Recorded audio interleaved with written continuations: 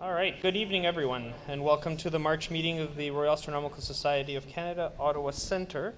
I think I misplaced my clicker. There it is. We've got a fantastic program for you tonight. We've shuffled the order of things a little bit, but we'll be starting off with Dave Chisholm and Clear Skies. Then we'll be doing our observation reports. Right after that, Sharon Odell will join us to give us an update on the Dominion Observatory and the challenges it's facing with the expansion of the civic campus of the Ottawa Hospital. Then we'll go to break, and then we'll have our guest speaker tonight, Dr. Matt Kaplan, giving us his talk titled The Inner Lives of Dead Stars, followed by announcements, closing remarks, and everyone's favorite door prizes. So we'll start off with members in the news. Dr. Janet Tulloch has won the Royal Astronomical Society of Canada's sesquicentennial year contest, Imaging the Skies, for her piece named Twilight of the Gods in the Creative Works Experience level category. Congratulations, Janet.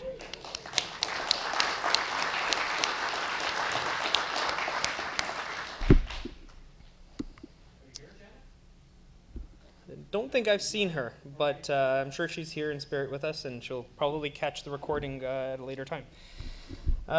In the March calendar, the March RASC Observers calendar, Mike Worth's photo of Montes Alpes in that general area was featured.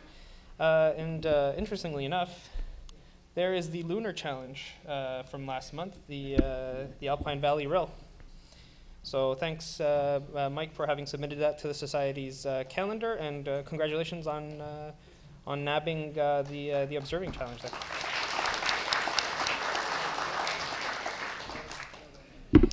All right, our new members last month, there they are, Jungwon Oh and Melvin Harris. Welcome, and hope you'll enjoy being a member of the club. And thus far, we have 18 new members in 2019.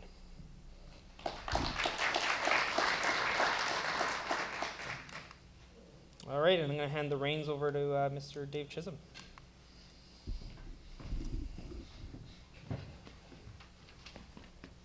Great, thank you. Okay, so let's take a look at the Ottawa skies for this month. So the full moon is on March the 21st. This full moon has a variety of different names. It's known as the full worm moon, the crow moon, the full crest moon, and the Lenten moon. And this is the last of the supermoons for 2019. Daylight saving time resumes on March the 10th. And you'll notice on today's date there's a little dragon on there. I don't know if any of you know what type of dragon that is. Welsh, that's correct. Today is St. David's Day. I'm named after St. David because of my Welsh background. And as they say in Wales, Cymru am byth, Wales forever. Oops, I hit the wrong button. Here, let me fix that for you. There you go. Thank you. Okay, so I've just got one comet this month, and the Schwarzman Walkman, it's going to disappear behind the sun mid-month, but for the first part of the month it should be visible. In terms of the planets this month, Mercury is not visible. Venus is visible in the early morning. Mars is visible in the first part of the evening. Jupiter is visible just before sunrise. Saturn is visible also just before sunrise. Uranus is visible all night, and Neptune is not visible this month. And there is your cartoon of the month. Thank you.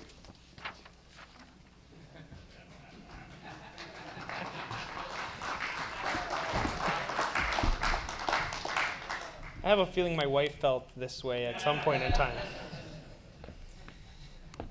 All right. So I'm going to welcome Rick Wagner up to talk to this one here. Rick? Don't fall down the stairs, though.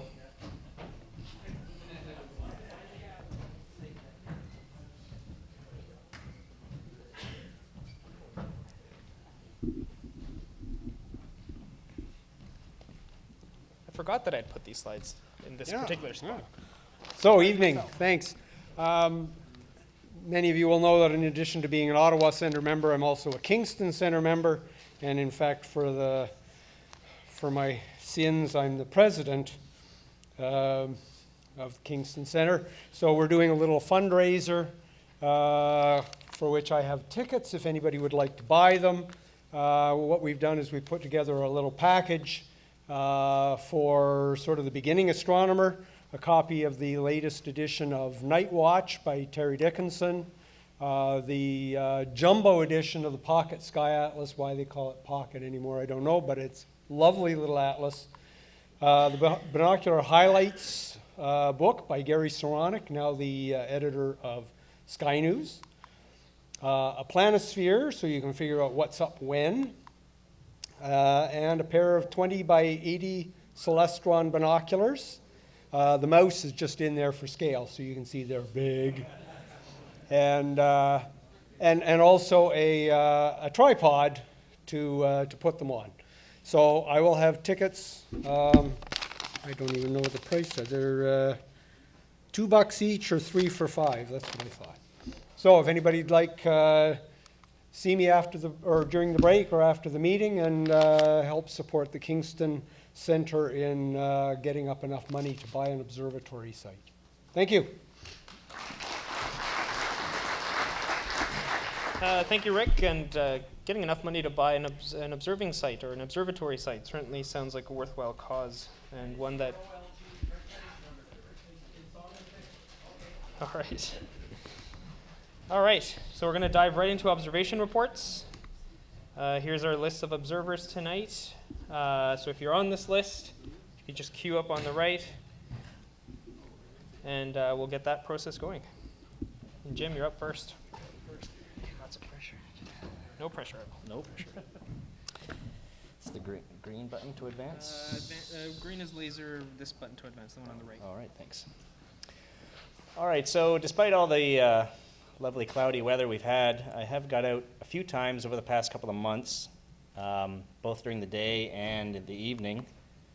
We'll start with some solar observing.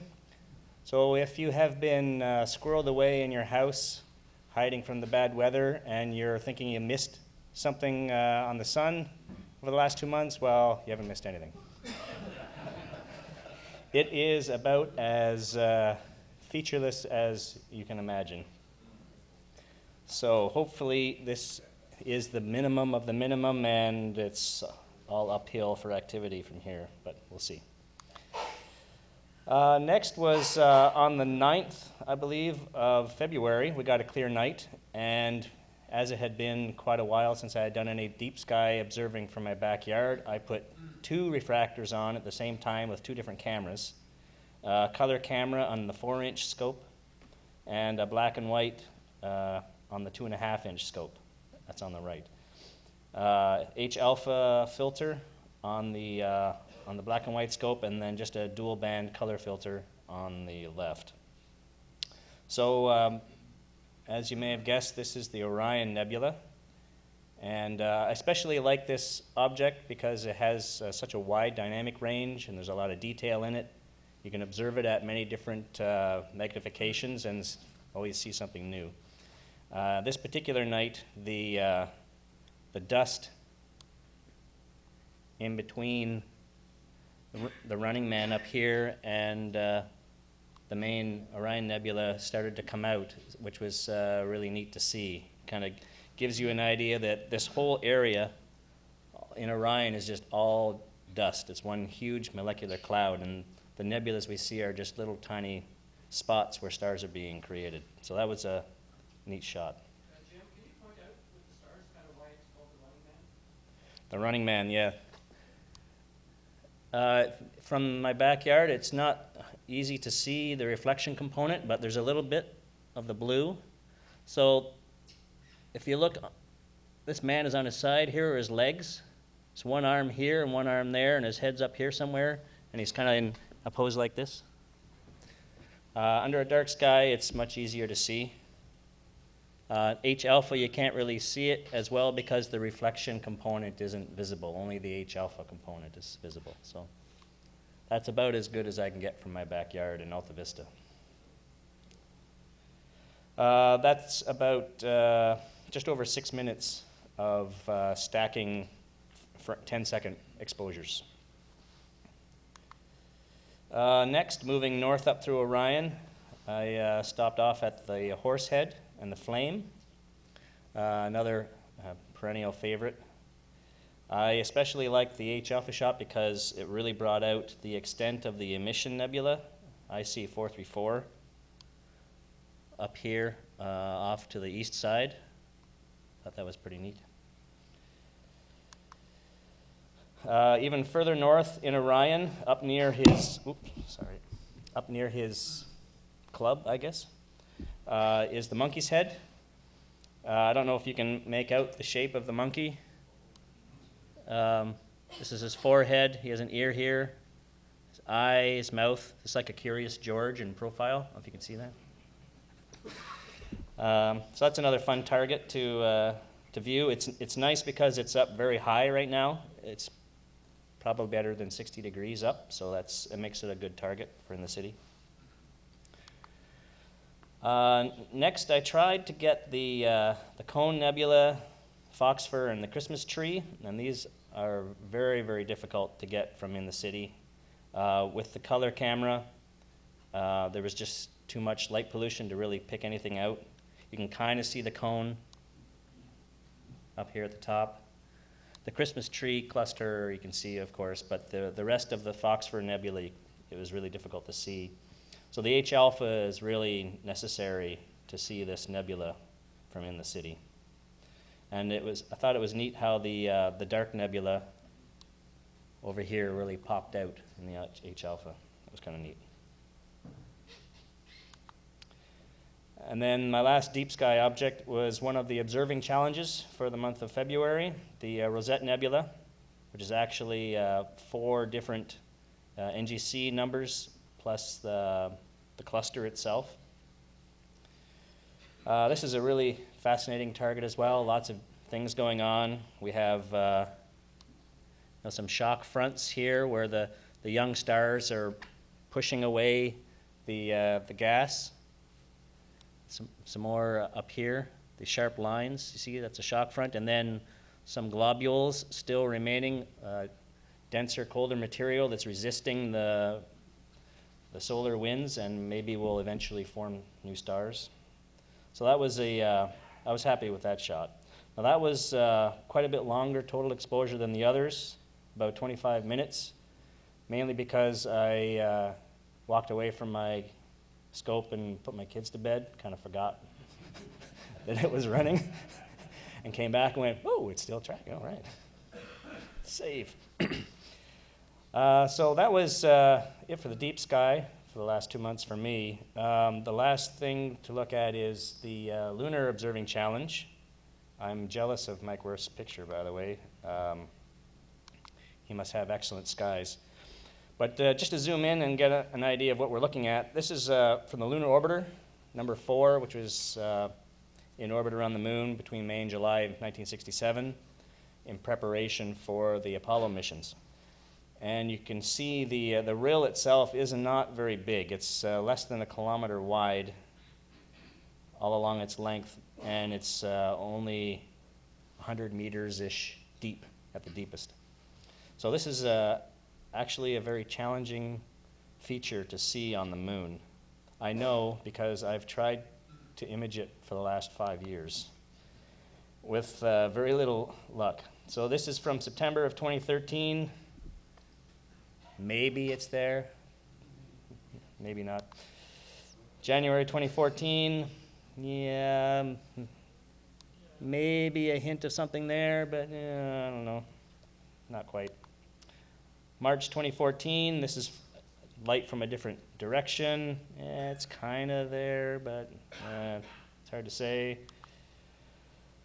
September 2015, yeah, no, didn't catch it then. And these are actually the best shots. I have like a lot more shots. These are the best ones. April 2016, yeah, it's kind of there. You can kind of see some of it in here, along here. So it's getting better. And all through this time period, my equipment is getting better. I'm refining my methodology. So that's going along with the improvement in the quality of the images. And then most recently, April 2018, yeah, kinda. It's kinda there.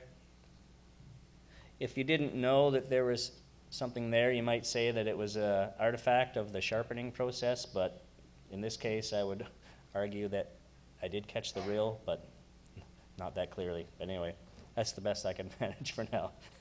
Thank you.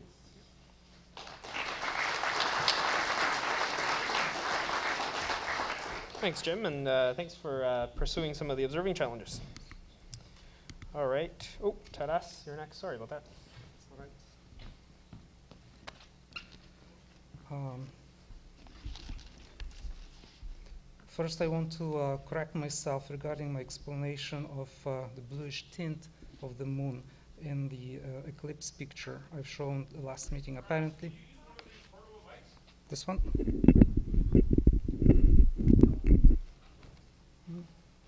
Try to. So essentially, I was wrong about the bluish tint. It's not a result of dispersion, but light scattering, rather. Thanks, Majid, for pointing it out, and I've learned from the links you sent. Thank you. And now to the picture. So Orion. Orion is my favorite constellation for many reasons. It was one of the first recognizable pattern I saw in the skies as a kid. Back then, it looked to me like something unnatural and mysterious, a collection of bright stars shedding their steady, vivid light, immovable as it seemed to me and majestic. There must have been mystery behind it. This picture of Orion. Try. This one? Just try that.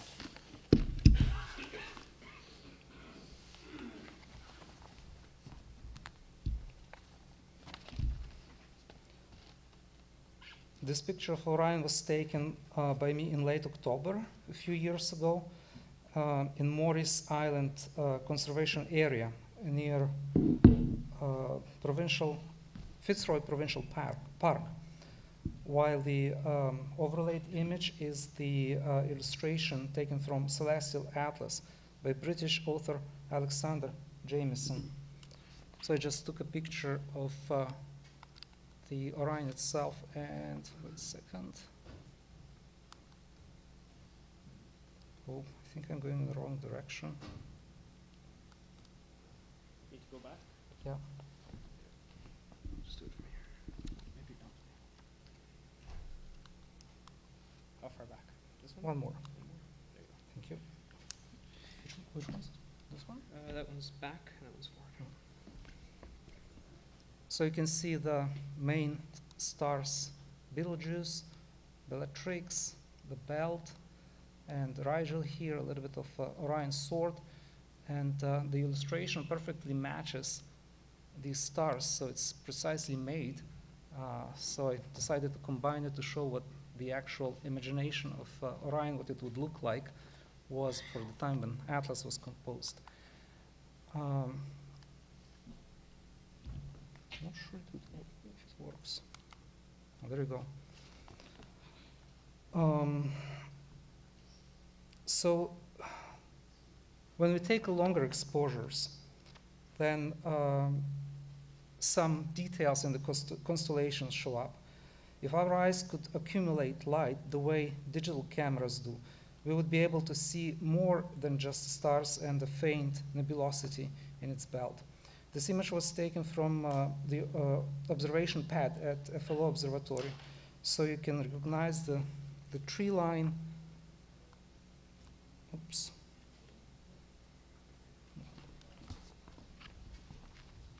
Sorry about that. That's fine.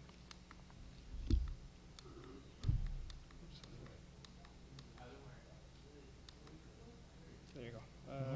One more. One more. And if I need to navigate, is this one here? I don't know if that will work or not, but it's that one's forward, that one's back. Thanks.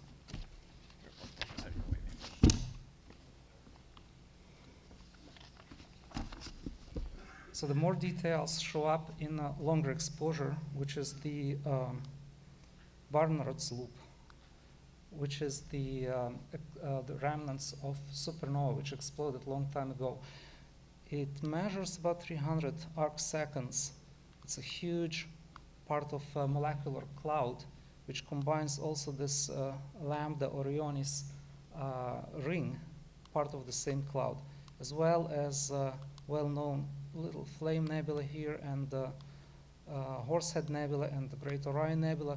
So all those regions are rich in hydrogen, which glows in the light of stars nearby. You can see it better here on this picture, which I took during Winter Star Party in Florida. The Betelgeuse, the very same Rosette Nebula. This is a strip of Milky Way going this way. Sirius, the brightest star, and of course, a great Orion Nebula over here with the tiny Running Man, and again the Flame and the Horsehead. And another close-up just to show some more details.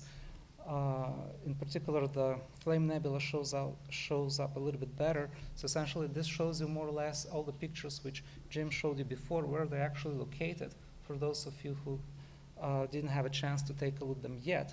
So for these two guys, just next to this bright star called Alnitak, Horsehead is a little bit below, and Flame Nebula just above it. While Orion Nebula, everyone knows it's really bright, it's part of the sword, it can be seen with the naked eye.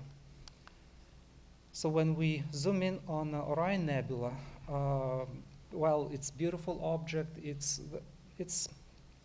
never gets bored to look at it. There is lots of things which always are there for you to discover, to find out what actually is happening, because this is a region where lots of new stars are being born, and well, we talk stars being born, but what actually happens?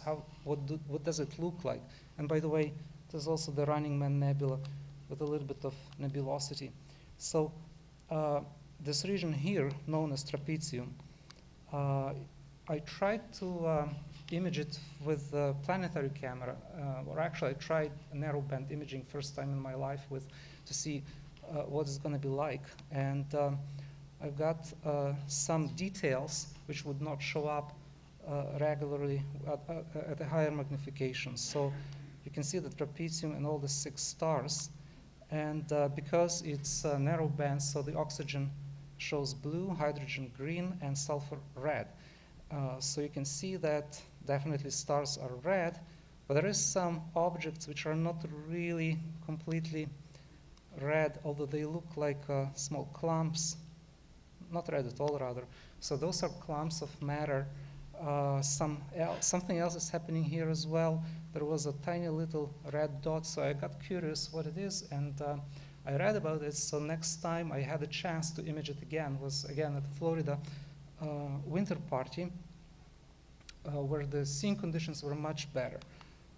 Better to the extent that actually stars would produce diffraction rings around them.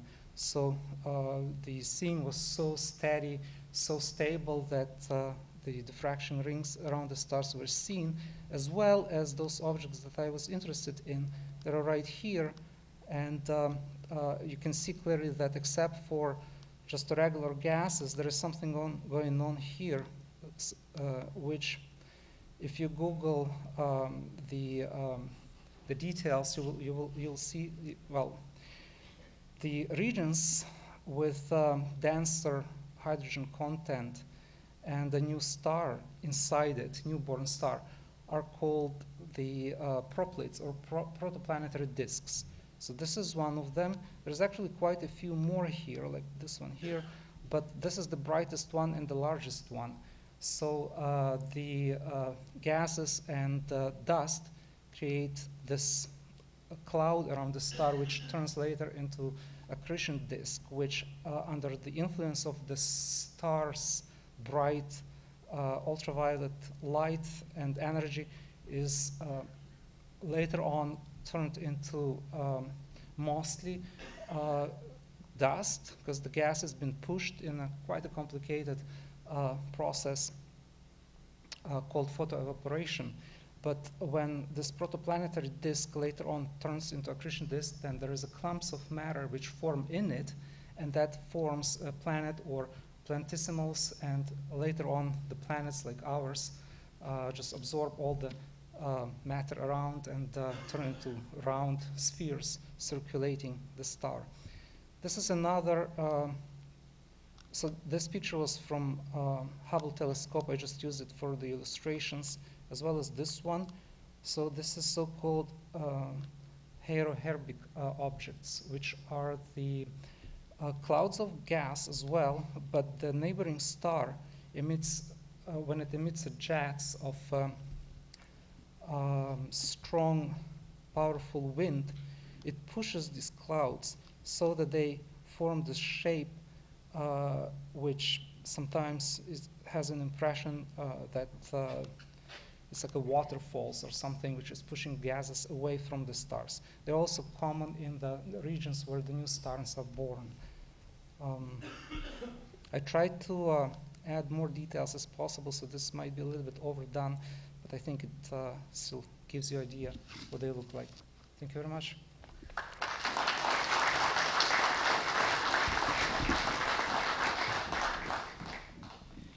All right, thanks, Taras.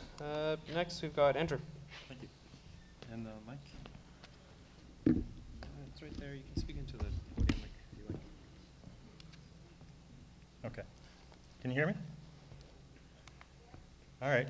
So I took this image back in December, but to be frank, all our winters looked like this. At the time, I was captivated by this 22-degree halo, which is caused by ice particles in the air. While I was setting up my new Star Adventurer mount to try and capture Comet 46P weird tannin. Now, I decided to present this one for some context, because so Orion was down here, the Pleiades were up here, and Auriga around here. The comet of interest, somewhere there in the muck. It did clear up a little bit, but it proved to be an exceedingly difficult set of data to process, but I did manage to pull this out of it. There you go. So, of course, there's quite a bit going on in this image. The comet of interest, some dark nebulosity, the Pleiades, of course, and the California Nebula actually managed to show up. But I'll tell you, I spent a good 2 months working on this because I had a strong gradient of the moon shining in from the side here. But I'm quite happy with how it worked out. So first time I used the Star Adventurer, I was using a Canon 70 to 200 millimeter f2.4 lens, a fairly large lens, and no guiding, 90-second exposures, so it turned out pretty well. And then so fast forward to just last weekend, given these conditions we've experienced, I haven't been able to do much until last Friday. You just gotta wait for the text to disappear. It's on a timer. Got it. All right. Thank you, Brian. So this is what I encountered last Friday at FLO. According to the logs, nobody had been on site for at least a month, and of course in the meantime we had record-breaking snowfall. So I cleared all this for everyone. Thank you. That was a good 25, 30 inches of snow there. Now, during the months that I've been inactive, I've been making some improvements and adjustments to my equipment. This is my latest acquisition, a 8-inch Riche Chrétien telescope. It used to belong to Rock Malin. He gave it to me, or sold it to me last year. So this evening was primarily about testing my equipment, and in particular the collimation of this instrument. And if anyone is familiar with Riche Chrétien optics, due to their design with two hyperbolic mirrors, they are not at all forgiving to miscollimation or misalignments, or even the interspatial distance between the mirrors. And I've had to come up with my own techniques, and I haven't had an opportunity until now to really see how well they worked out. And happy to say I'm very pleased with the results. It's not a pretty image, but it tells me an awful lot about the collimation tests. I was specifically looking for like the FWHM, the size of the star, the light spread of the star. I'm looking for the shape, on-axis coma and off-axis aberrations. And well, the only thing that is still present in this image is very slight spherical aberration. And that is caused actually by the distance between the primary and the secondary mirror being slightly off. And with this image, I was able to measure the true focal length that it was taken at. It was 1,607 millimeters, whereas the specification for this telescope is supposed to be 1,624. That tells me that the distance is a little bit off. Furthermore, the back focus position has a standard, and I measure that to be, where'd it go? You hit the, you must have advanced the slide. Oh, okay, spoiler. Let's go back. Oh my, Wrong way? I guess. You're gonna hit the button on the left. I was. All right. Oh, okay. So doing a little bit of math and also comparing with other telescopes and their images on Astrobin, I was able to determine how much of an error I still had in that distance, and it turned out to be 0.3 millimeters. So I've since made that correction, and I'm looking forward to testing it again. But otherwise, the actual collimation of the alignments of the two mirrors, which is a really tricky thing to work out, is showing a great deal of promise. And it doesn't require any lasers or really expensive tools, just a really intricate setup with a camera pointing into the telescope and looking for reflections and concentricity in the optical elements within. The Hubble, incidentally, shares the same design. It's a Richard Cretche, and as I'm sure many of you are aware, they had issues. Yeah. So the moon was out that night as well, which is also another reason I took an open cluster. That was M33. But the particular colors that I was able to draw out in this image are what I wanted to showcase here. The regolith of the basalts and volcanic features and the impact spray provides quite some stark contrast. So I'm very happy with this image shot, lunar shot. And not that it was a particular focus, the lunar challenge just kind of showed up a little bit there. So I decided to point that out as well. Okay, thank you very much.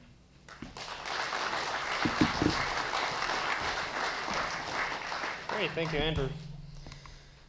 All right, Hugo?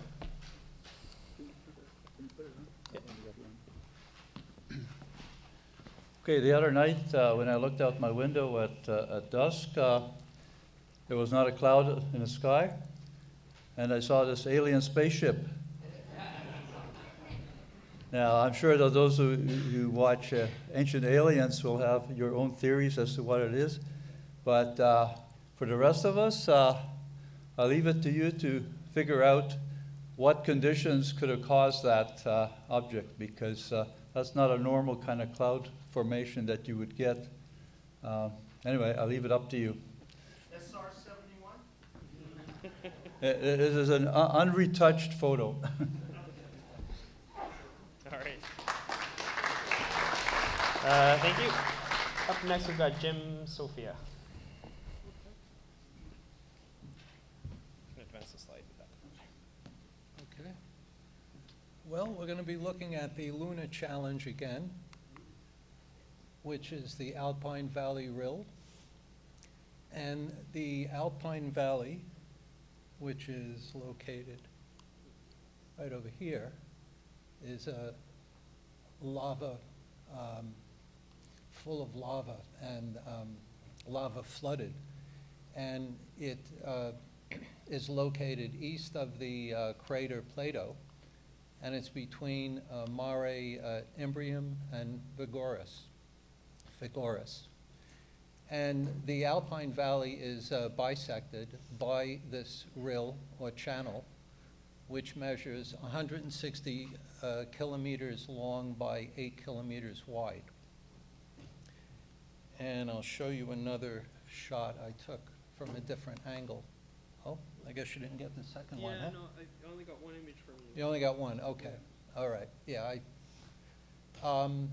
I took this image with my iPhone connected to a Telview eyepiece in a 120 millimeter refractor. Thank you.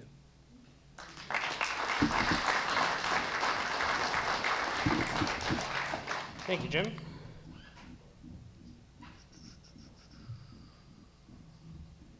Oh, am I stuck here? There we go. All right, Rick Wagner, you're up next.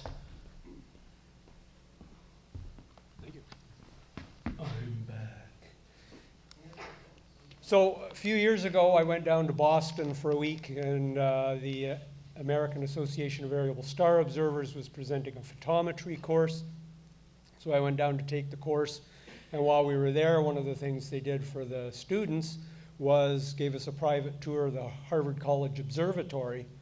And amongst several very interesting glass plates that they brought out, this is one that for me was a real excitement. This is Edwin Hubble's discovery image of the first extragalactic variable star.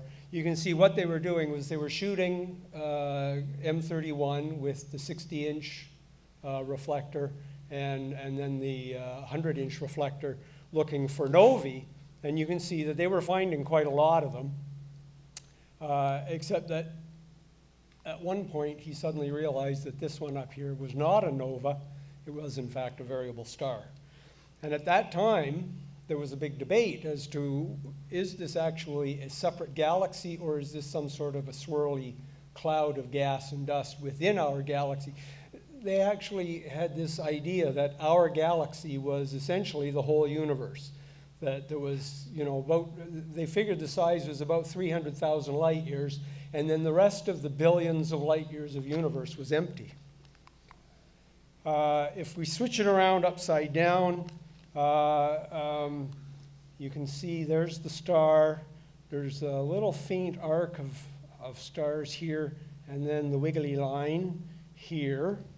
So I thought I would be able to maybe image this. So we zoom in a little closer.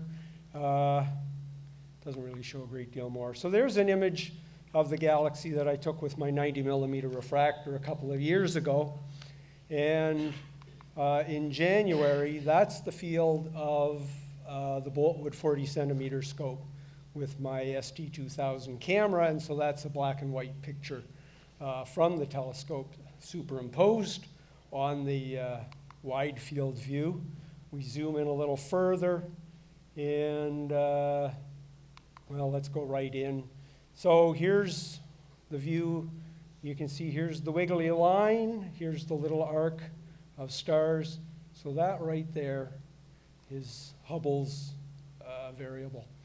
You can also see that there are some supergiant clusters. So any of the big bright stars in this view, of course, are in the foreground in our galaxy, but all the faint ones pretty much are actually in the Andromeda galaxy. So I thought it was pretty cool to be able to image a star in another galaxy. Now, this is a zoom in further, and if I flick back and forth on two different nights, you can see that the star is actually varying quite noticeably. Seeing, of course, varies from night to night as well, but but the star is clearly brighter in the second image than the first one. So, some years ago, there was some interest in this star, and so a lot of the old data was digitized, and now you can actually go to the AVSO and get the data. So this is Edwin Hubble's measurements.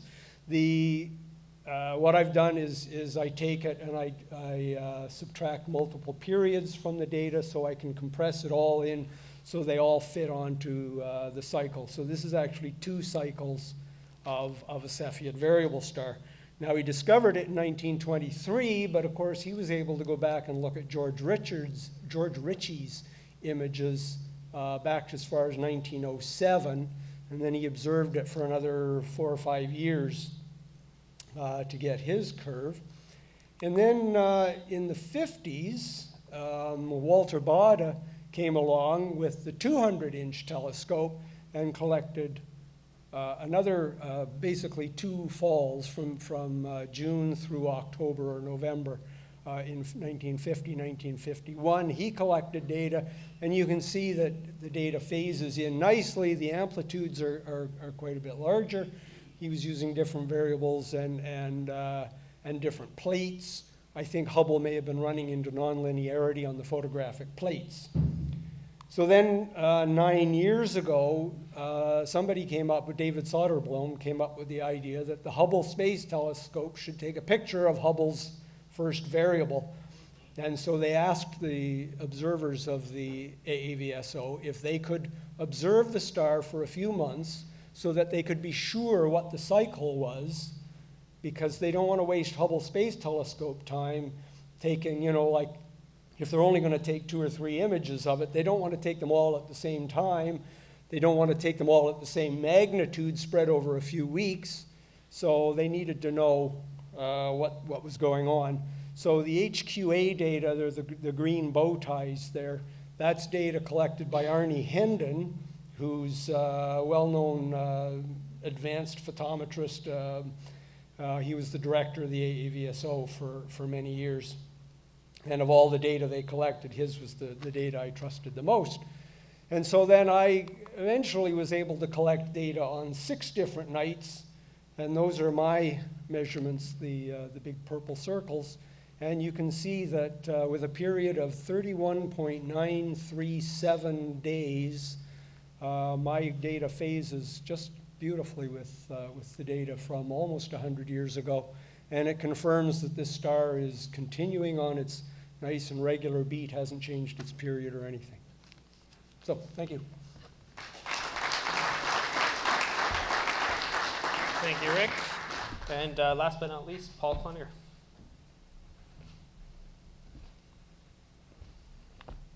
Hi, sounds good. I'll try not to fumble it. Hi, everybody. Well, we've had a few good comets come in the last few months. In fact, the last few months have been actually rather nice for comets coming into the inner system and putting on a show. In December, Comet Virtanen became naked eye, did a nice dance near the Pleiades there, and under a dark sky you could see it with the naked eye. So this was a real banner one for this current state. So I photographed it back in December. I showed you some of those images. This is a month after that, so it's about almost 3 times as far away, but still shining quite nicely. No longer obviously a naked eye object, but still a nice photographic object, and you could definitely see it in the binoculars. So Virtanen put on a really nice show for us. Our nights to observe these, as many of you have noted, have been few and far between. So I had to take advantage of the nights that we did have. So on the same night I shot this, which was January the 12th, I shot this with a 300 millimeter lens and Canon 60DA. When I finished that run, I turned my 11-inch on another comet, and that's Stephanoterma. This little guy, not nearly as bright. Obviously, this is 10 times the focal length that I'm shooting at here. But again, not a lot of detail in the comet, but you can see there's definitely a bit of a curve to the tail.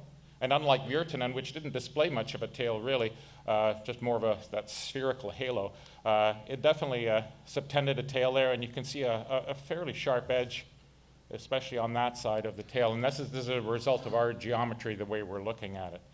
So that was also the middle of January. Then we had a latecomer, a Johnny-come-lately, and that's Iwamoto. This was just discovered in late last year, and it's actually not a new comet coming into the system. We've determined that it is periodic, but it has an orbital period of something like 1,300 years. So the last time it was visible was in the 7th or 8th century. There are no recorded reports of this. No photographs either, no, unfortunately. But we did get a bit of a nice show on it. It's, as I say, the very long orbital period, and it won't be back into the inner system until almost the year 3400. So if you missed it, wait for it. So this I only shot 3 nights ago. We had a nice clear night, and let's see if I can.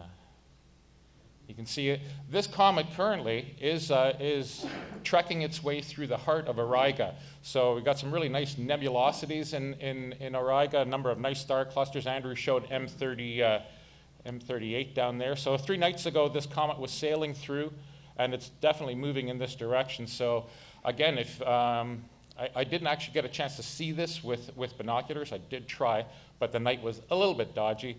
We've got some clear nights, a few clear nights coming up. So it's going to be in that general vicinity. If you've got a telescope or a good set of binoculars under dark sky, you might be able to check this out. But again, on this night, M36 and M38, beautiful clusters in Auriga. And obviously some nebulosity there as well. This was also shot with a 300 millimeter lens, piggybacking on my 11-inch. So comets, good stuff on the comets. I have one more thing to show you. Just good old Orion, everybody's favorite this time of the year. So the object that I've been trying to shoot this for a while, and it's challenging for a number of reasons. For one thing, it's very faint, this object I'm going to show you, and another thing is that it's sitting in a part of the sky that just like every GeoSat satellite rips through that field. I mean, all the subs that I shot of this, I usually get at least 1 or 2 satellites ripping through there. I think, Oscar, you can attest to that. You've had some challenges with that too. This is a very large object, and what I've done here, it's the Witchhead Nebula. And if you were paying attention, which I'm sure you are all, to Terrace's lovely deep image of Orion, you'll notice I don't think there was much there. Your image went really deep on the hydrogen alpha, Barnard's loop and stuff, but the Witchhead is extremely faint. You can see here it's actually kind of nipping on Orion's foot there. So I'll subtract Orion there. So what I've done is I've taken a high resolution image and I've superimposed it on this and brightened it up substantially, because if you're just taking an image of the sky at that particular depth, there's no way you're going to see that object. So, but it's an interesting object because star Rigel down here is what's causing it to light up. Rigel is a very hot blue star, throws out a lot of UV, throws out a lot of intense blue light, and that whole area is rich in dust and gas. There's a lot of, well, as you saw in Terrace's image, there's a lot of gas and dust floating around in the entire Orion region. But this is an interesting nebula because relatively close to Rigel, this whole complex is about 700 to 800 light years away. And Rigel is basically illuminating this denser collection of dust, and that dust is very efficient at scattering blue light, just like the oxygen and the nitrogen in our atmosphere is efficient at scattering blue from sunlight and giving us blue skies.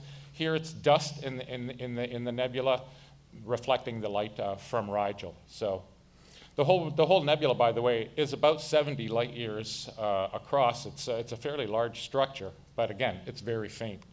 So this is the close-up I took of it. And that's the Witchhead. Now, I prefer upside down because I think she lives up to her name more when she's upside down.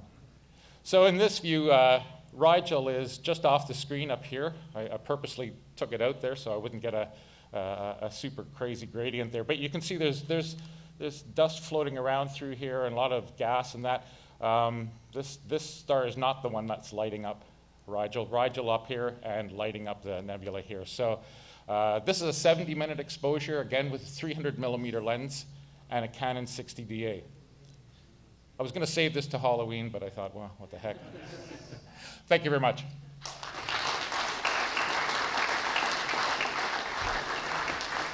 Yeah, thanks, Paul. I've definitely taken a crack at this object myself, and all my sub-exposures are littered with geostationary sats just flying through the field. So I've got to work on it. All right, moving right along, we're going to hop into the observing challenge. So last month, the beginner challenge was M1, the intermediate challenge was Caldwell 49, advanced challenge was Sharpless 2-301, and the lunar challenge, of which we saw a few submissions, was the Alpine Valley Rill. This month, we're going to start off with M78 as the beginner challenge. It's just off the hip of Orion there. It's an emission nebula, about eighth magnitude in brightness, 8 arc minutes in size, and it's about 2.5 degrees. That's supposed to say northeast of Altonac, but I put this slide together late. I must have been tired. For the intermediate challenge, we'll do IC418, which is a tiny little planetary nebula in Lepus, approximately 9.3 in magnitude. It's rather bright, pretty tiny at about 12 arc seconds in apparent size, so that'll be a fairly challenging object to nav. You'll probably need a rather large instrument. For our advanced challenge, we'll take ARP82, which is a pair of interacting galaxies in the constellation Cancer. The galaxies are individually cataloged as NGC 2535 and 2536, and they are 13.3 and 14.7 magnitude in brightness. For some reason, I didn't say which constellation they're in, but Serpens, I think. Oh, no, Cancer, yes, it's right there. Must be tired still. All right, moving right along. The lunar challenge, we'll do the Bailey crater. So it's a huge impact scar on the southwest limb of the moon. It's about 303 kilometers in diameter, which is over 9% the diameter of the moon, so it's quite a huge thing. Visually, though, it's not so large because it's on the limb, so you're getting a really kind of oblate view of it. So it's this little, this area right there. So it is classified as a walled plain, and it's best observed on days 13 and 23 to 24, lunar days 13 and 23 to 24. All right, so just to recap, the beginner challenge will be Messier 78, the intermediate challenge IC 418, the advanced challenge ARP 82, and the lunar challenge Bailey Crater. So I hope to see some submissions of these objects next month, and we'll try to remember to send these out to the mailing list, but if I forget, someone poke me. All right, and up next I'm going to welcome Sharon Odell to the podium to give us an update on the Dominion Observatory. Sharon?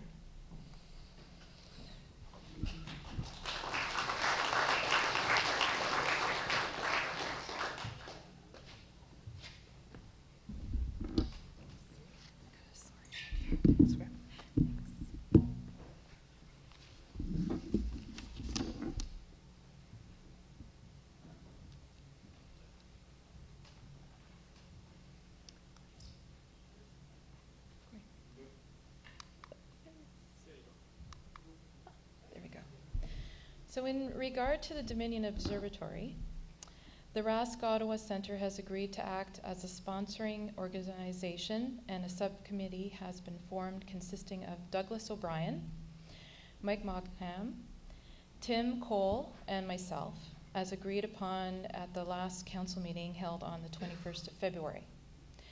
Other members may join in future if they are interested in assisting.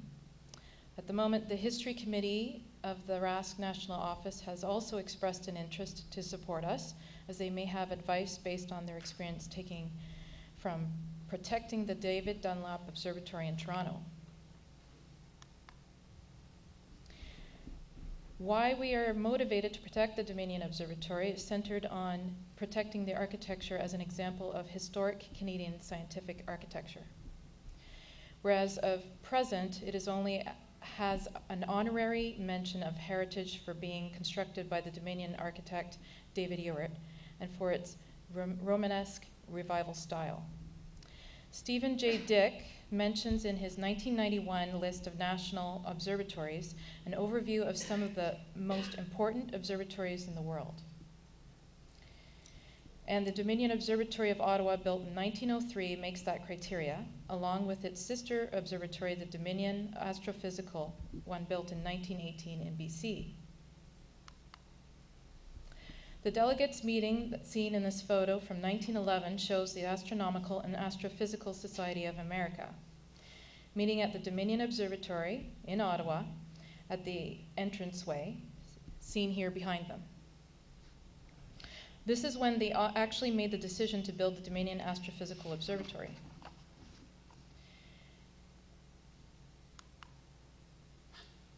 The reason why we are seeking a scientific heritage designation for the Dominion Observatory buildings as a whole is also in hope of maintaining the important history of the astronomers and scientists who also worked in this observatory, both women and men, at a national reporting level of astronomy.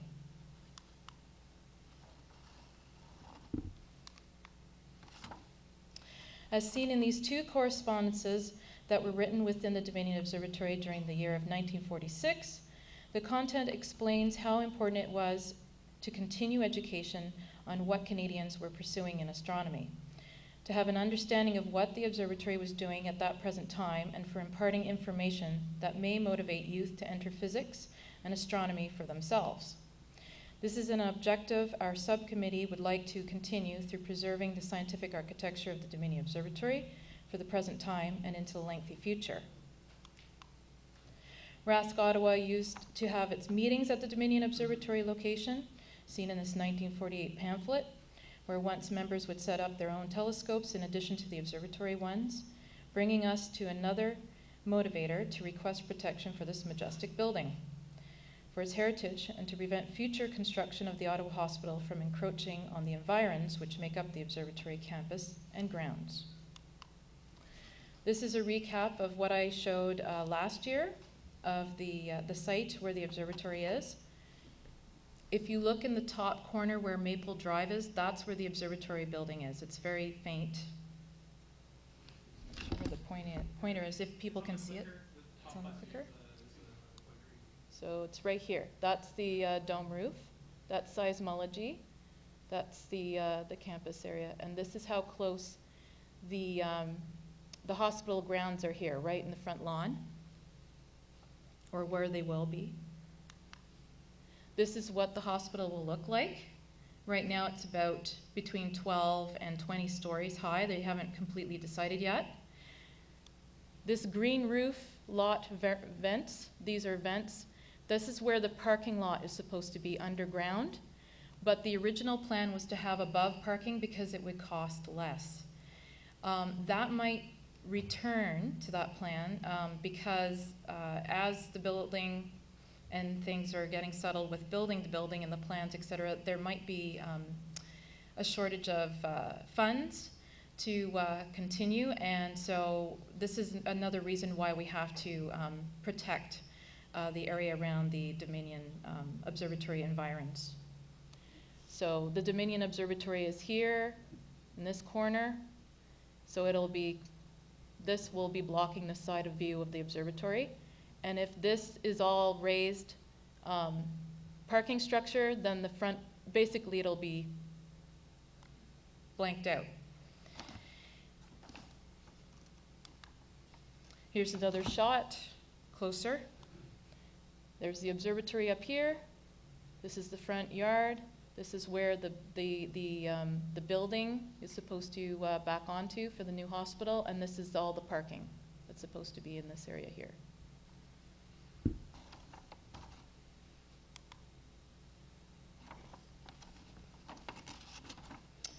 The transepts telescope that you see in this image, and many of you may already know, of the Ottawa Citizen article that was written and published this past late January by Michael Wolfson. Mr. Wolfson pointed out how the telescopes associated with this main observatory and the other buildings around it, such as the Transat one here, played a critical role for Canada and the astronomy. Sir Sanford Fleming is mentioned on a plaque at the front of the observatory and Canada's role with time. The prime meridian, or the Canadian prime meridian, basically referencing back to Greenwich in Britain, is something that Douglas O'Brien has made up or has mentioned many times as well as being critically important to developing the country and boundaries. This article here is from Parks Canada, and it's just an example. This one is based on Building 7. So each of the buildings on the observatory campus got numbers. And the main observatory building is number 1, and then it subsequently goes through all the numbers around the area. And so seismology here, this example written up by Parks Canada basically indicates the character being that of the Edwardian classical style near the end of the paragraph near the bottom. And it's just an honorary heritage designation. It's not a real legal designation. There's what the number 7 symbol looks like, and on the observatory building itself, it's at the front entrance. Now I'm bringing you to the Canadian Science Museum that I went to visit this past February.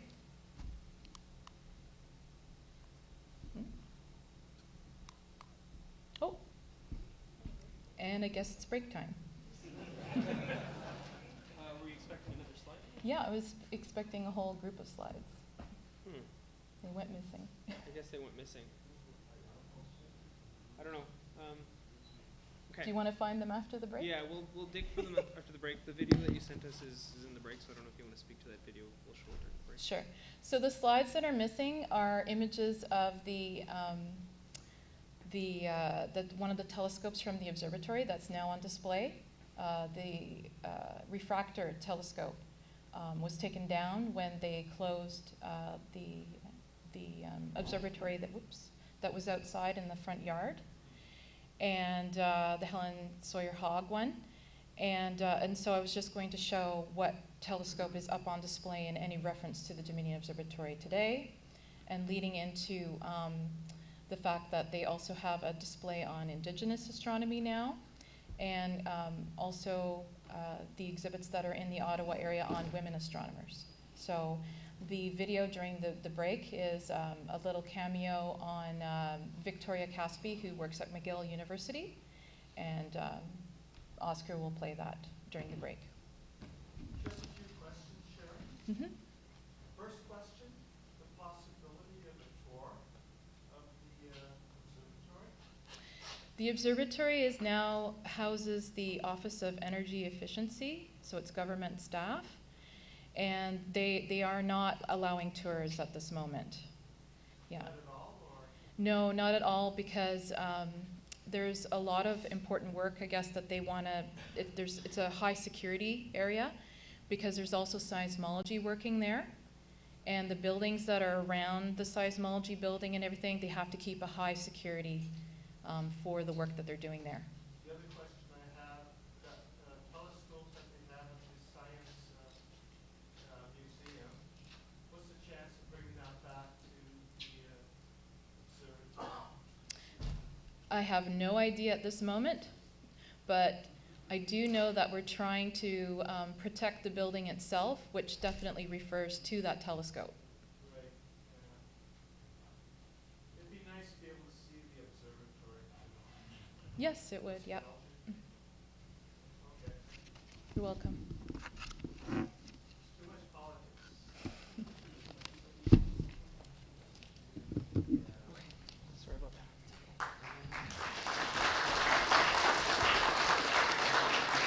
All right, so we'll go to break. I'll play the video that Sharon sent us during the break. It's 8:35 right now. Let's take 10 minutes and get back here at 8:45.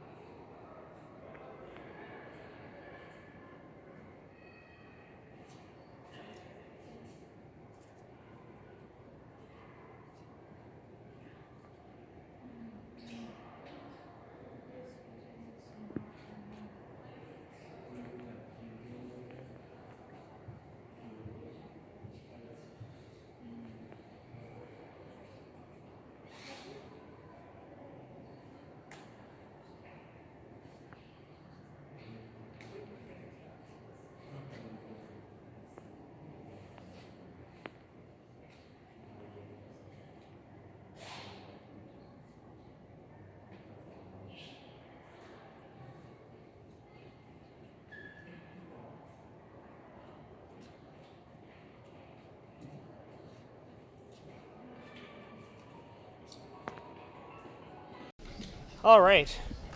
So Chris went digging during the break, and he was able to find the rest of Sharon's slides. So I apologize, Sharon, for that technical difficulty there, but we found them, and I'll let you take it away again.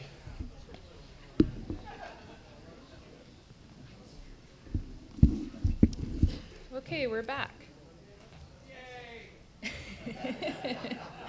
So at the Canadian Science and Technology Museum a couple weeks ago, this is what the display looks like. I apologize for all the kickback of light when I was taking photos, but this is the telescope that they promised they would put up on display when the museum reopened again after its renos in 2018. And it does have reference to the Dominion Observatory and where the lenses, etc., were made by John A. Brashear. This is what it looks like on display. So this is what they've put in instead of the refractor that we used to know being there. So it's the double astrograph from 1912. Here's some details of what it looks like from different angles, so you can really get a look at it. The mechanisms inside the little window, the little door. It's kind of neat to look at. This is where it used to come from. This is just a side angle, left side yard view of the observatory grounds and the campus, and the small observatory at the other left side there is where it used to be housed. This is just the other objects that are, and displays that are right next door to the telescope. And I'm just showing how a lot of kids, I saw kid after kid after kid going up to try and look into the telescope that they have there for children. And then, of course, the many astronomies with indigenous display, trying to look into those histories as well. They had a cool Science Saturday the following weekend, and apparently they just started this last year. It's new. And the reason why I brought this up is because Natural Resources was there from the Geological Survey, and that's the image, I believe, to your left. And they had a fake volcano, what seismology does, and basically some of the activities that the observatory used to have in it years ago. There was another setup with the geologist looking at rock and bones, etc. And then over to the far right is an image of University of Waterloo using liquid nitrogen and showing how magnets work and that they can float around on that disk. The reason why I brought up Waterloo is that this past December, you might have noticed in the news, we had the first Canadian woman to win the Nobel Prize in Physics. And the last time a woman won a prize in physics was Maria Goeppert-Mayer in 1963, and before that was Marie Curie in 1903. So she's one of three ever to have won it. And of course, the last time in 1963 was 55 years ago. There is another exhibit on, which I decided to take a photo of, the Courage and Passion exhibition. Basically, it's focusing on Canadian women in the natural sciences. I took an image of the building outside because the same Dominion architect also built the Victoria Memorial Museum downtown off of McLeod. This is what the exhibit looks like, and it basically is trying to encourage girls and women into science and especially into physics. This professor here, Victoria Caspi, she works in physics at the McGill University, and that was a video that played at break, and it is available at the museum as well. She is an astrophysicist who studies neutron stars, and she's the first woman and the youngest person to receive the Hertzberg Medal, Canada's top award for science and engineering, with the prize of $1 million. The Courage and Passion exhibition is on until the 31st of March, and I encourage you to go see it. It's free entry on Thursday evenings after 4:30, 5 o'clock, and it definitely is a must-see. And it brings us back to Dominion Observatory again. Mary Gray, of course, from my presentation back in 2017, was a woman astronomer at the Dominion Observatory, the last one to work there, and basically pioneering. Again, another view of the Dominion Observatory, and a recap of why it's important to preserve this scientific building. Thank you.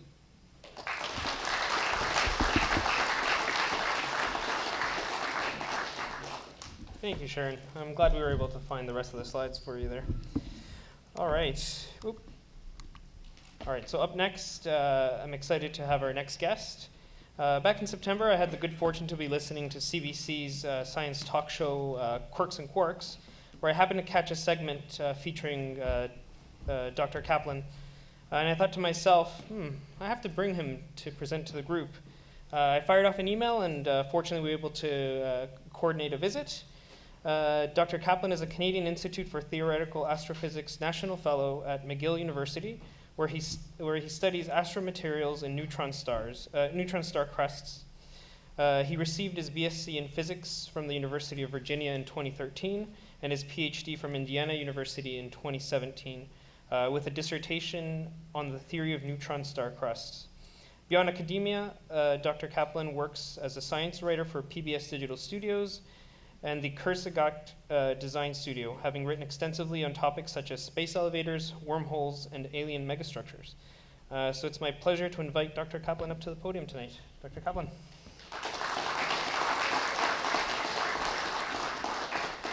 Thanks so much, and I really appreciate the chance to be here. One thing I do want to say is, since I am at McGill working on neutron stars, I know Vicky Caspi personally, the woman highlighted in the slides just before I came up here, and I will have to second the recommendation that you all go check that out.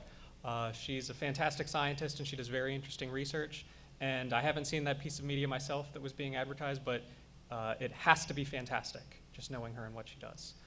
So I'm going to tell you a little bit about my research on neutron stars. And I'm actually a physicist, not an astronomer, so many of you are probably better astronomers than me. So this is going to be a talk about everything below the surface of the star, and we're going to dive into the inner lives of these dead stars. Oh, isn't that great? There's my title slide.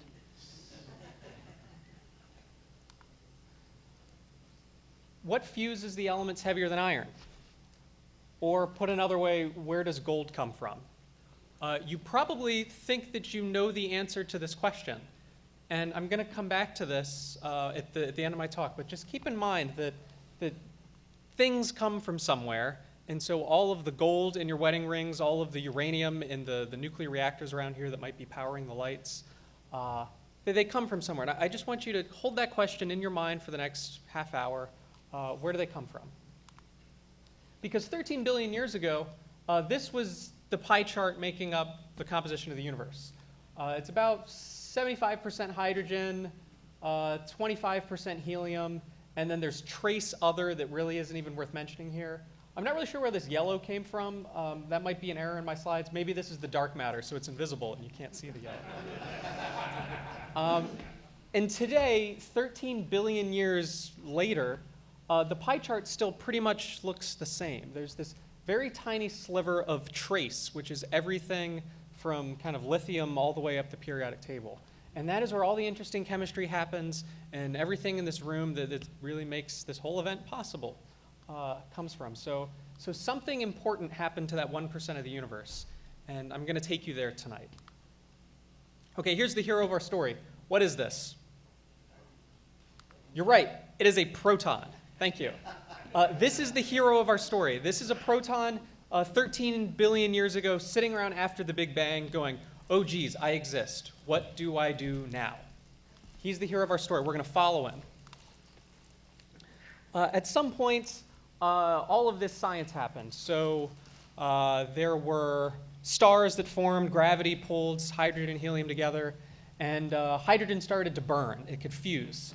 And so it fused and it made helium, and that helium fused to make bigger helium. And then when that star ran out of helium or hydrogen to burn, it burned helium in this thing called the triple alpha process. It made carbon. That catalyzed this thing called the CNO cycle.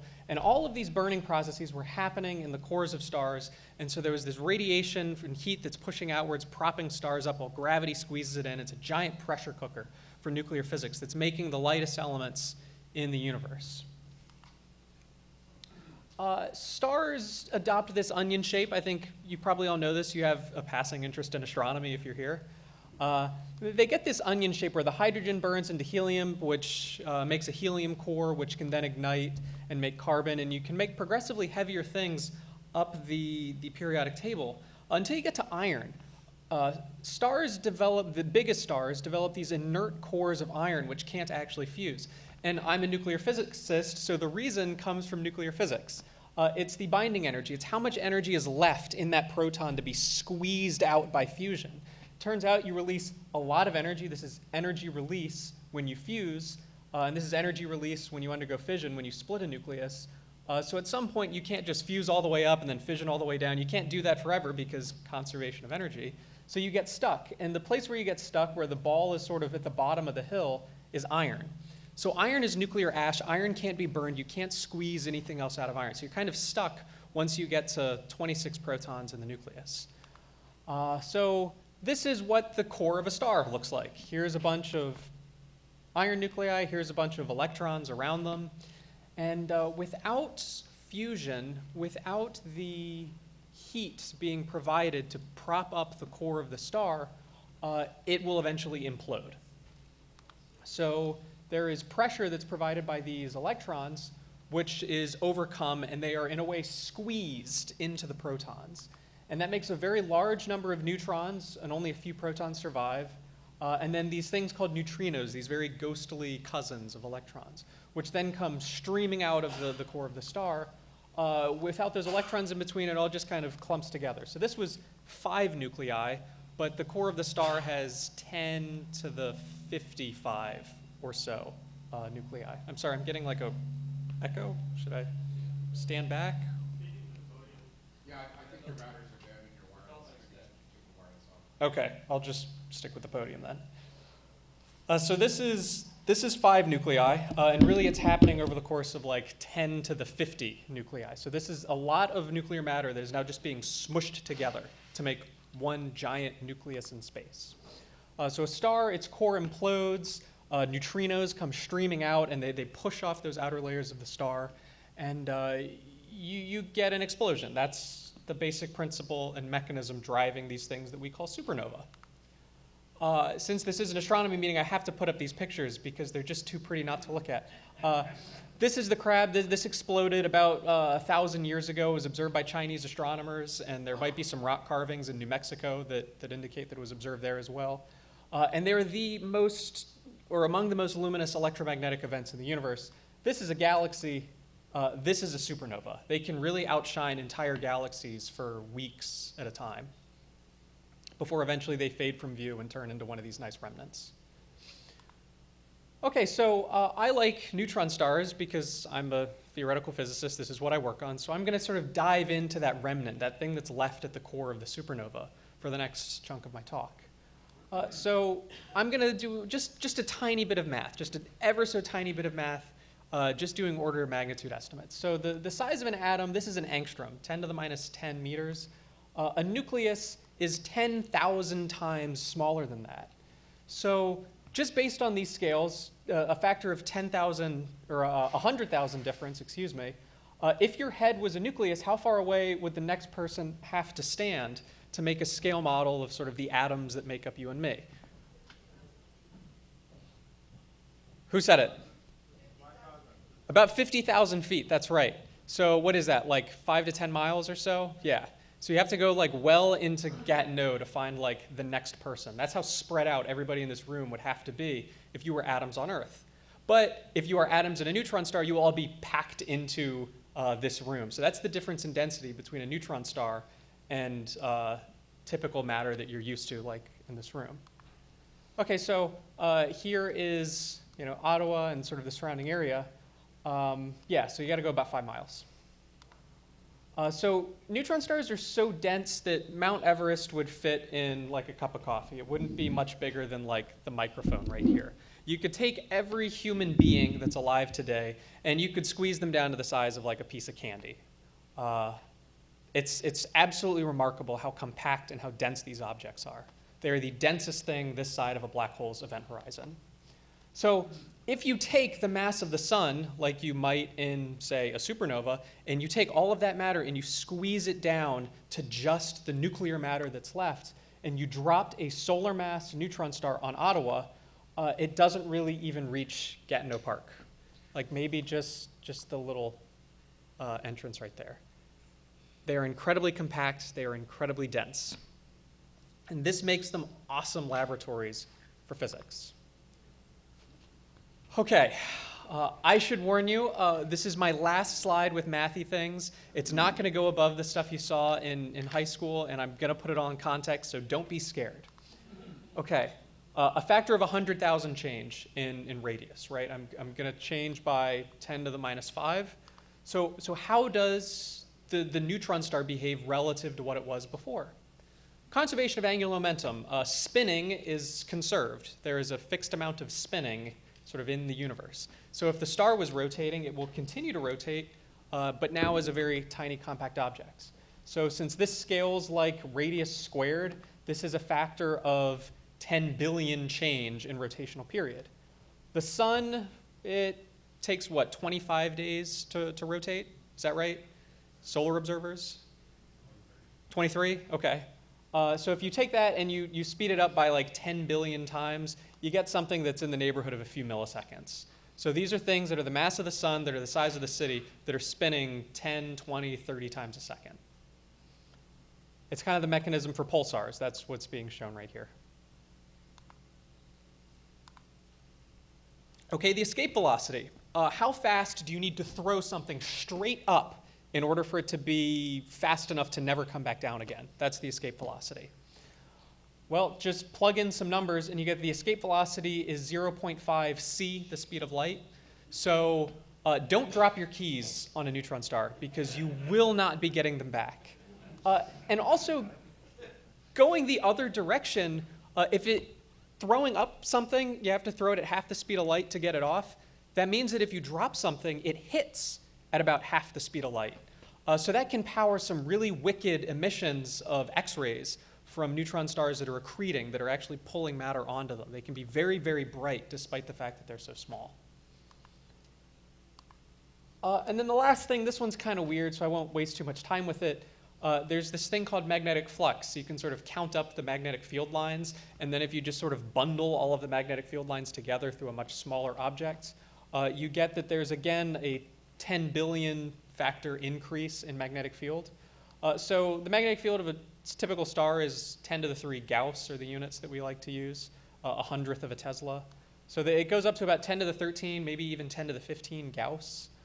Does anybody have a sense for how big this is? Because I actually don't. I'm a theoretical physicist. I literally don't have a sense of scale for this because there is nothing for comparison. It is the strongest magnetic field in the universe, period. It's the strongest magnetic fields we know of are around newly born neutron stars, which we call magnetars. So these are incredible laboratories for fundamental physics, just based on some of their simple physical properties. How can it have a magnetic field if it's not So charged? that's a great question. It doesn't necessarily have to be charged. It just needs to have, it just needs to be magnetized. And it contains, if you remember my slide a few ago, it had just a few protons and just a few electrons left. It's the protons and electrons left over in the neutron star that make up about 1% of the star that support the magnetic fields. And they're the only objects in the universe where all 4 of the fundamental forces actually play important roles. To understand what's happening in this room, you need electromagnetism because that's sort of how atoms and electrons bond, and maybe gravity so that we don't float out of our seats. But you don't really care about the nuclear forces. And anywhere you go in the universe, you only really need 1 or 2 of these forces to understand what's happening. A neutron star, if you're a neutron star theorist like me, you need to consider general relativity, electromagnetism, and the 2 nuclear forces in order to really comprehend what's going on. So these are, again, phenomenal laboratories for physics. And to give you one more point to emphasize how great they are, this is sort of a size of known nuclei on a log scale. So if there's 1, that's a proton. Of order 10, that's between carbon and magnesium. 10 to the 2, that's about 100. That's silver. Uranium is 200 some protons and neutrons. A neutron star is 10 to the 57. So I'm not just doing this for the haha, big numbers, aren't they fun? Imagine you're a social scientist. I mean, forget physics for a second. Imagine you're a social scientist and you say, I want to study how groups of people interact. And I'm going to study a husband and wife. I'm going to study 2 people, how these 2 people have a relationship. I'm going to study a little paper company office in Scranton, Pennsylvania, 10 people, how 10 people interact. And then I'm going to study global politics of 7 billion people. And those are your data points. And that's kind of what we are as nuclear physicists. We have these data points of really small numbers of how protons and neutrons interact from the atoms that exist on Earth. And then we have neutron stars all the way on the far end of the scale. So they are these great, great data points for extrapolating models and testing theory in a way that we just can't access on Earth. But who cares, says the straw man who I will now happily knock down. Why does this matter? For one thing, they tell a story about the history of the universe, right? I mean, there were supernova and there were all of these things that happened in stars that made them. So there's information about the history of the universe and how the universe got to look like it does today in neutron stars. And they literally, being the densest objects in the universe, they contain matter that hasn't existed since the beginning of the universe. The cores of neutron stars contain matter in the state that it was in prior to the first microsecond after the Big Bang. So they are fossils. And that's really remarkable. They can let us probe the earliest moments of the universe. And lastly, they're a part of the universe and what it's doing now. So let's dive in. I'm going to go into a neutron star really quick. I've told you again and again that they're like a giant nucleus in space of protons and neutrons smushed together. But in many ways, they're like the Earth. They have a liquid core of nuclear matter, but then they have this crust. So think about the Earth for a second. If you go up to where the International Space Station is, you almost feel nothing. It's a vacuum. There's a few atoms here and there, and it's very low density, very low pressure. But then jump out of the International Space Station and start to free fall. Do a Felix Baumgartner dive through the atmosphere. The pressure is going to go up, the density is going to go up, and there's going to be more and more atoms around you, and the temperature is going to increase until you hit this thing called the ground. On neutron stars, despite the fact that their surface temperature is 500,000 Kelvin, the pressure from gravity is so high that nuclei are actually forced together into a lattice. They actually do form a crystalline solid over the outermost kilometer-ish of the star. So they have this solid layer above this liquid core. And that core can contain God knows what, quark gluon plasma maybe. And then there's sort of 14 orders of magnitude in density increase from vacuum to being sort of that Mount Everest in a cup of coffee. So let's walk through. Let's drop an iron nucleus onto the crust and send it to very high density and depth. So you're about 100 meters down, and you're about 100 times the density of the core of the sun already. And this is going to be an iron nucleus, and he's going to have all his little electron friends around him. So this is sort of near the top of the star. As you go down, as you drop through the crust, that electron energy is going to increase, the same as it did prior to the supernova. All of that squeezing makes the electrons have a much higher energy. And eventually, the electrons won't want to stay out of the protons anymore. It becomes energetically favorable to eat them and turn them into neutrons in order to get rid of some of that electron energy. So you make neutrons. And I think you can see where this is going and how they get the name neutron star. You keep going down, and you keep capturing more and more of these electrons, and that nucleus becomes more and more neutron-rich until eventually there's so many neutrons in the nucleus that it can't actually hold them together anymore, and they just start to fall off. And so you get this gas of neutrons that sort of is also, along with that electron gas, around this very, very neutron-rich nucleus. And you can keep going down in depth, and the same thing keeps happening. You capture more electrons, and you make more neutrons. And it keeps happening, and it keeps happening until the density is so high that neighboring nuclei actually will fuse together. They'll just spontaneously fuse. The quantum mechanical tunneling and all sorts of magic will make them fuse. And this is actually cold fusion. So this is just probability-based spontaneous fusion based on density alone. So it's cold fusion by any other name. And they'll fuse, and then undergo all those nuclear reactions again to make more neutrons. And it keeps happening. That'll happen again, and it'll happen again until those nuclei are so close that they touch. And this is about 1 kilometer down, densities of 10 to the 13 grams per cubic centimeter. I mean, it's just the densest thing where everything except for a few gaps in between nuclei are filled with protons and neutrons. And the nuclei start to get very fuzzy. The bounds of whether or not a neutron is attached to any given nucleus gets very fuzzy. And when this happens, there's a phase transition. And I do literally mean a phase transition, like liquid turning into solid when it freezes, or sort of vaporizing into gas. There's literally a phase transition, only now it's happening at the level of individual protons and neutrons. And they get squeezed together, and they form weird shapes. So there's nuclei up here. Sort of the top of the crust is actually made of nuclei just like you and me, but the core is this bath of protons and neutrons all smushed together. So there's a nuclear phase transition in between where nuclei start to touch and they rearrange. We call them pasta because they look like spaghetti and lasagna. If you imagine taking a whole bunch of marbles and lining them up in a row, you could imagine how they might look like a strand of spaghetti if you had a whole bunch of balls all in a row. Or if you spilled out a whole bunch of spaghetti and you took a whole bunch of strands of spaghetti and then just sort of smushed them together to make a sheet, you could imagine making something that looks sort of like lasagna.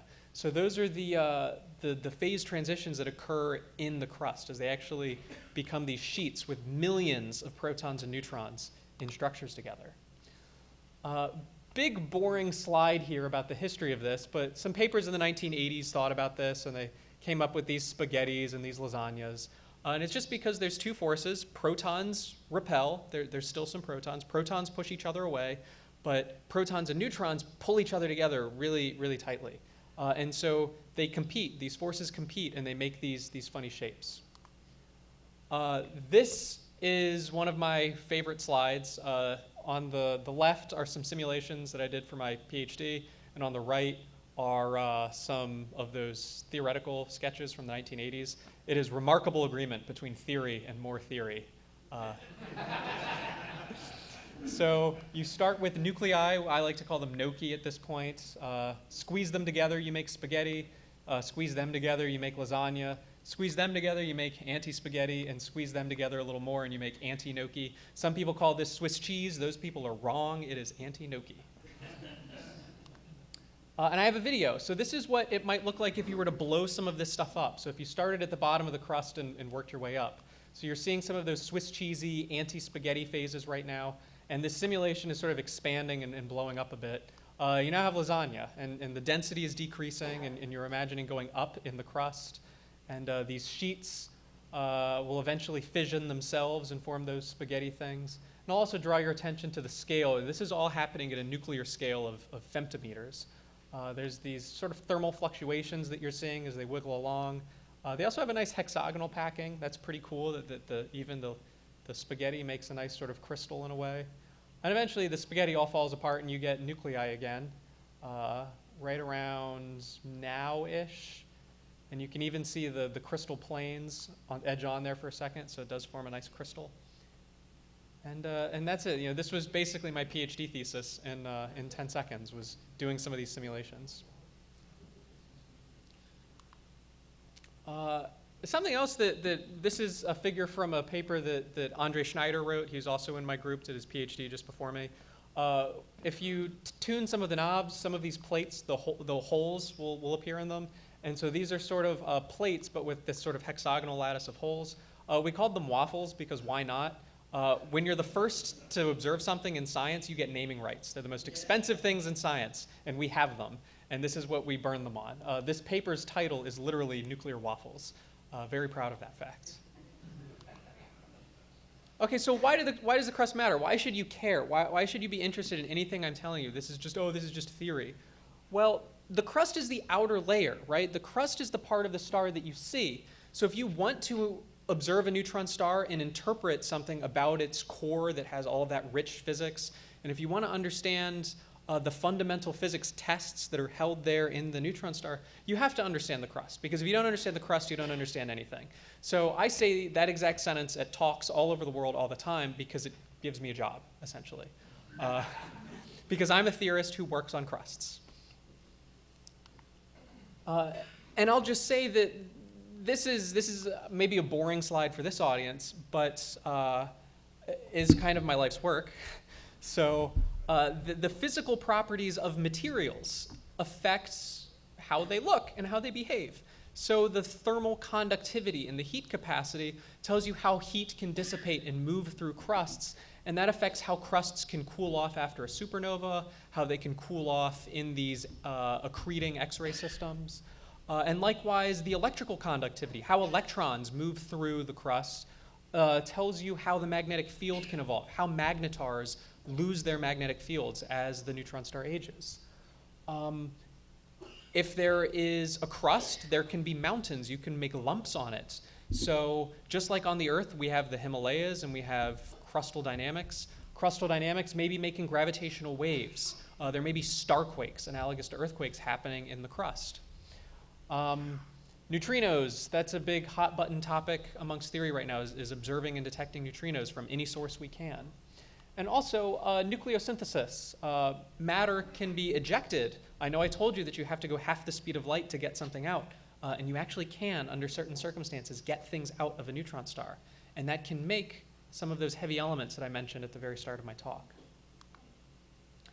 So there are these things called gravitational waves. LIGO, the Laser Interferometer Gravitational Wave Observatory, has observed about 10 black hole mergers and 2 neutron stars merge at this point over the past 5 years or so. Maybe they'll detect gravitational waves from mountains on neutron stars in the future. It's possible. I've written a paper on it. I'm very optimistic, but I won't bore you anymore with that. But LIGO can detect these objects merging a billion light years away just based on the ripples that they make in space-time. On August 17th, 2017, 2 neutron stars merged.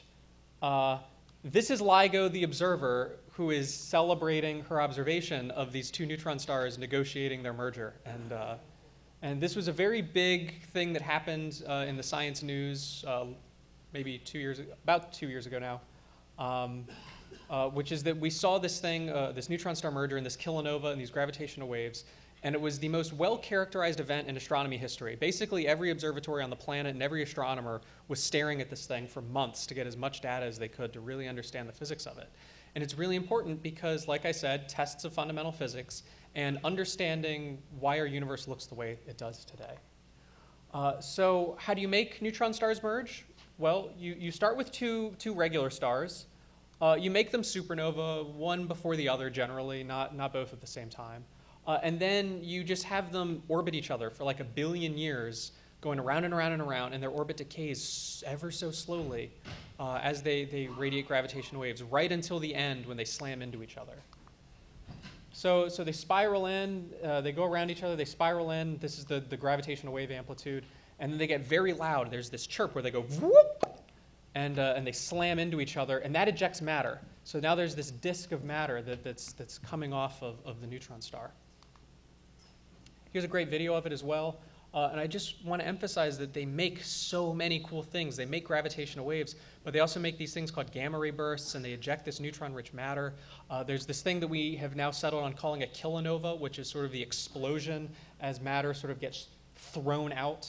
Give it a few more milliseconds of simulation time, and you'll see the matter getting thrown out of the 2 neutron stars. There you go. This is the start of the kilonova. It's like a supernova, but nowhere near as bright. And then eventually, all of this stuff in the middle is at such high density that it has no choice but to collapse to a black hole. These are very, very awesome events. And is it going to collapse, or did I pick the wrong movie? Time will tell. There it goes, and it collapses to a black hole. So let's follow some of that matter that was in the crust. Let me show you again. This is what it looks like inside that neutron star crust. This is what pasta might look like. Lots and lots of neutrons, a few embedded protons and electrons, which support the magnetic field, whoever asked that question. Protons, neutrons, and electrons.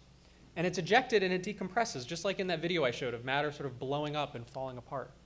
So the matter is going to fragment, and it's going to form seeds, which are very, very neutron-rich. 1 or 2 protons can hold on to 10 to 20 neutrons. They'll make nuclei that just don't exist on Earth because they'd fall apart in our environment without all of these sort of neutrons around them, sort of like a vapor pressure.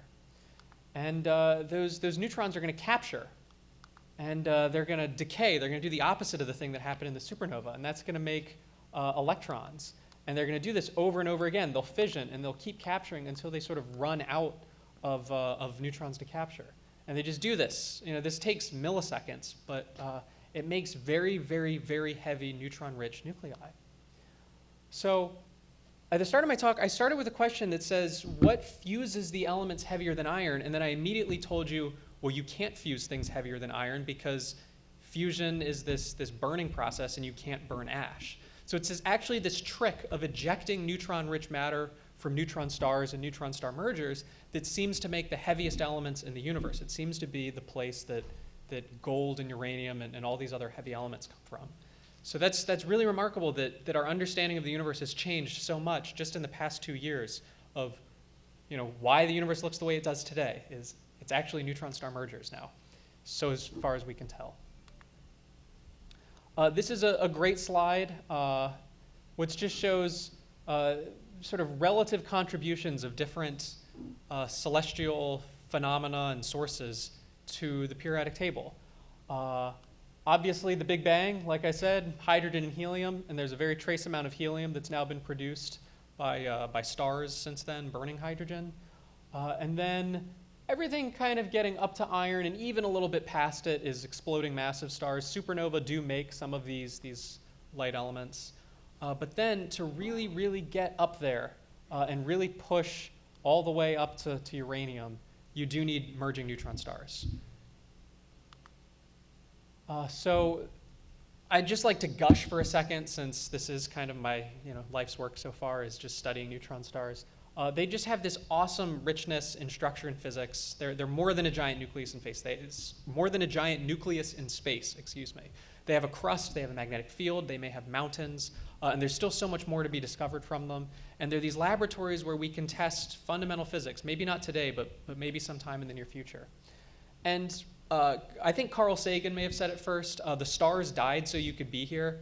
And I'd like to amend that because we now know slightly better. They didn't just die once. They had to die over and over and over again. They had to supernova. And then those neutron stars had to merge and form a black hole. So at least the star had to die twice in order to make the things so that we could be here. And I think that's a really awesome note to end on, is that even when they're dead, they still have so much to give. So that is all I wanted to tell you about tonight. And I think more importantly, there should be a chance to ask questions.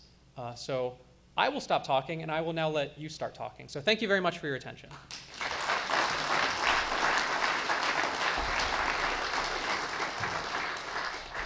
Yeah, so we'll take some questions. Jim? How do we detect neutron stars? That depends on what flavor of neutron star it might be. Yes, the question was, how do we detect neutron stars? And the answer is that it depends on the flavor of the neutron star. So some of them we detect only in gravitational waves, like that merger.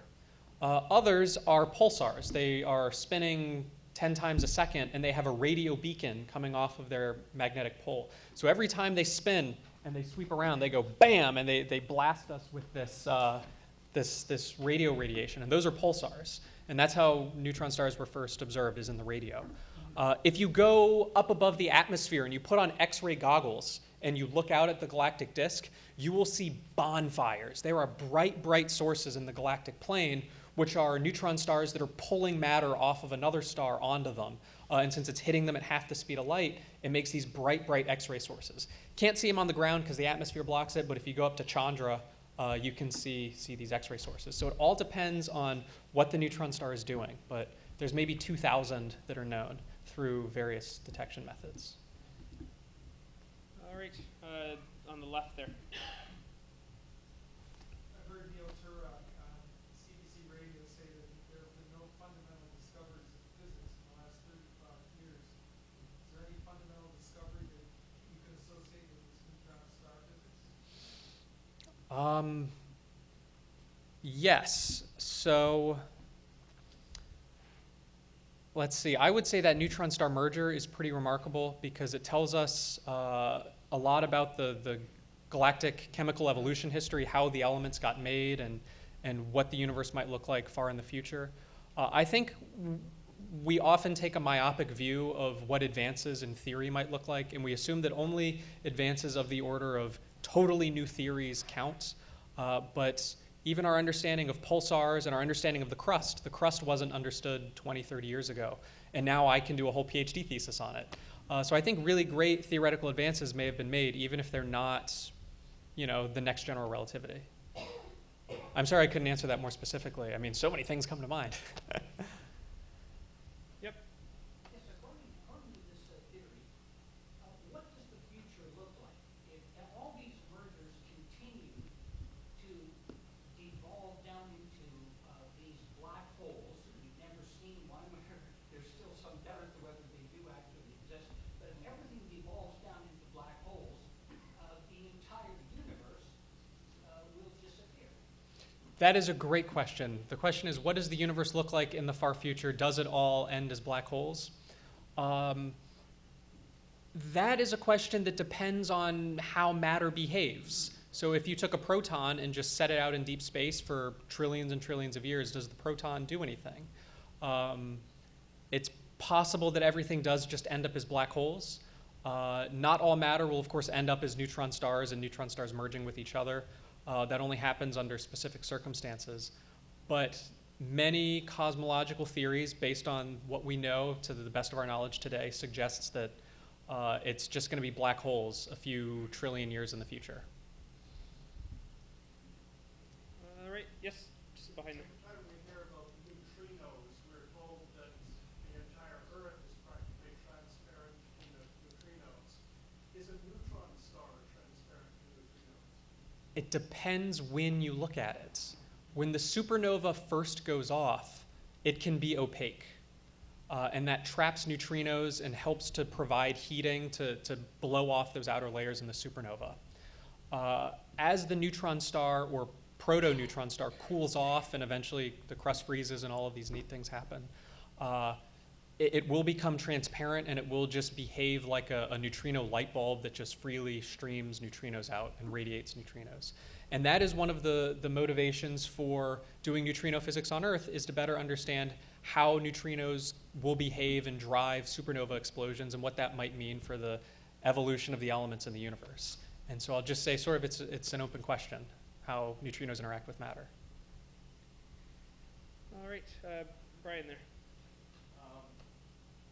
How many flavors of neutrinos does the creation neutron star eject? It should create or radiate in all three flavors. I'm not a supernova person, and maybe the tau neutrinos might be in a smaller dose or be less considered. Treating neutrinos is very difficult in supernova theory, and a lot of people just work with one for practical purposes. And I'm also not a supernova theorist, but that is a very good question. All right, we'll do two more. Right, just right there. I would like to ask if the matter become what they call it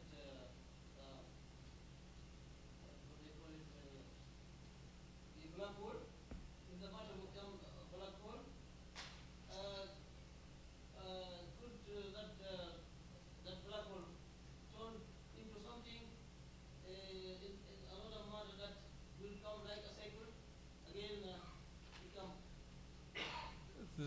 The question, as I think I might have understood it, is does matter going into a black hole or forming a black hole do something else beyond just be a black hole? Exactly. Yes. That is a very good question that many people who are much better general relativity theorists than I have spent a long time working on, Stephen Hawking among them, and there is no clear answer on this because black holes contain something of a divide by zero error. Some ways, if you squint and massage the equations in a right way, the formation of black holes is a bit like a Big Bang in another universe. And there are these models of universes consisting of black holes and Big Bangs kind of all the way down. But it's not understood, and no one actually knows the answer to that. But I am confident that if you try to go into a black hole, you will only end up dead, even if interesting physics may be happening in a multiverse. All right, so we'll field one more question, and then I'm sure Dr. Kaplan. And I'll be around for a few more. Yes. Can you elaborate on magnetars? I read about it long ago. Yes. So the question was magnetars, ?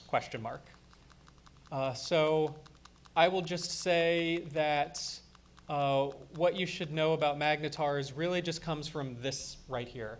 So if you take the magnetic field of a star before a supernova, and then you sort of squeeze all the magnetic field lines together in the neutron star, you make something which has a magnetic field of 10 to the 13 to 10 to the 15 Gauss. I know that probably doesn't mean much, but that's just sort of the measure of having a really, really, really big magnetic field.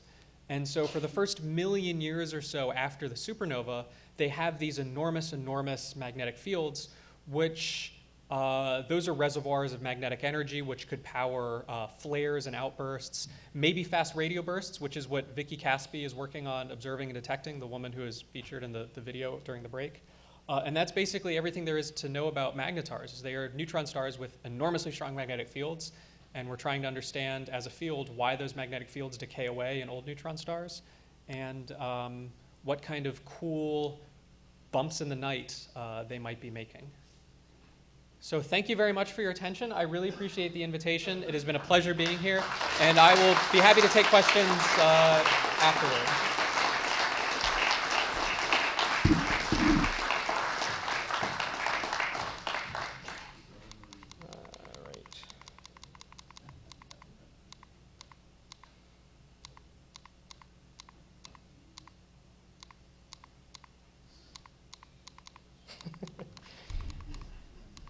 All right, there we go. All right. Thank you. Thank you again, Dr. Kaplan. That was a fascinating talk. FLO Star Parties for members only. The next one is March 9th. I believe that is next weekend. Is that true? Let's hope for some clear skies and decent weather and no more snow. I've got my fingers crossed for no more snow. Although I probably just jinxed it. Damn it. Stell's pick of the month out of the Stanmont Library is Empires of the Stars by Arthur I. Miller. So be sure to pop into the back there to take that book home. Here are some of the folks that help run the club. Thank you for all your hard work. Come on. As always, our meetings are recorded, and you can view them from our website at ottawa.rasc.ca. We had 104 in attendance, so thank you for coming, and thank you to all the speakers and organizers, and to the museum as well for hosting us.